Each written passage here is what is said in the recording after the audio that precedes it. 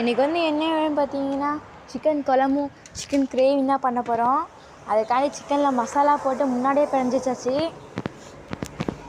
அப்புறம் ஆனியன் கொஞ்சம் எடுத்து அதையும் சின்ன சின்னதாக கட் பண்ணிப்போம்.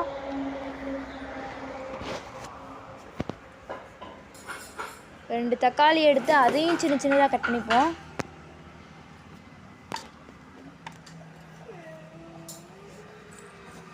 இதெல்லாம் கட் பண்ணி முடித்த பிறகு கொஞ்சம் பூண்டும் இஞ்சும் தோலை உரித்து அதையும் எடுத்து வச்சுப்போம்.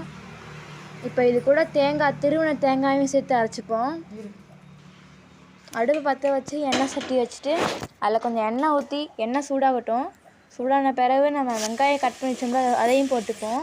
வெங்காயம் நல்லா வதங்கின பிறகு தக்காளியை போட்டுருவோம். ரெண்டும் வதங்கின பிறகு மசாலாலாம் சேர்த்துட்டு நம்ம சிக்கனை சேர்த்துடலாம். இப்போ இது கூட நம்ம அரைச்சி வச்ச தேங்காய் பூண்டா அரைச்சி வச்சோம்னா அதை சேர்த்துப்போம். சேர்த்து நல்லா கிளறி விட்டுப்போம். தேவையான அளவு கொஞ்சம் உப்பு போட்டுப்போம். இதை மூடி வச்சுருவோம். அவ்வளோதான். இது வெந்துட்டுனா குழம்பு ரெடி. இதுக்கப்புறம் நம்ம சிக்கன் கிரேவி பண்ண போகிறோம். சிக்கன் கிரேவிக்கு எண்ணெய் சட்டியில் எண்ணெய் ஊற்றி நம்ம மசாலா போட்டு பிணைஞ்சி வச்சோம்ல சிக்கன் அதை போட்டு நல்லா கிண்டி விட்டு மூடி வச்சுருவோம். இது வந்துட்டுனா கிரேவி ரெடி. அதுக்குள்ளே வாங்க வெளில போய் பார்த்துட்டு வந்துடலாம். இங்கே பாருங்கள், ஒரு பறவை பறந்து போய்கிட்டு இருக்குது. வெளில வந்து பார்த்திங்கன்னா தூரிட்டுருக்கு. நம்ம பார்க்கறதுக்குள்ளே சிக்கன்லாம் வெந்திருக்குவாங்க. பாருங்க, நம்ம சிக்கன் குழம்பு ரெடி ஆகிட்டு அப்புறம் அடுப்பில் சாதம் வேக வச்சிடலாம். இங்கே பாருங்க, குழம்ப பார்க்கே டெம்ட் ஆகுது. சிக்கன் கிரேவியும் நமக்கு ரெடி ஆகிட்டு இன்னும் ரைஸ் மட்டும்தான். அதுவும் இன்னும் கொஞ்சம் நேரத்தில் ரெடி ஆயிரும். பாருங்க கிரேவியை. நமக்கு ரைஸும் ரெடி ஆகிட்டு வாங்க வச்சு சாப்பிட்லாம்.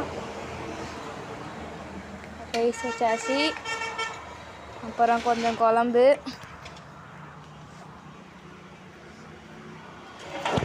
அப்புறம் கிரேவி.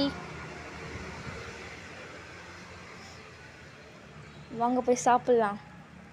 சிக்கனு குழம்பு சாதம் ரெண்டுத்தையும் சேர்ந்து எல்லாத்தையும் சேர்த்து சாப்பிடும்போது செம்ம டேஸ்ட்டுங்க. இன்றைக்கான வீடியோ அவ்வளோதான். பாய்.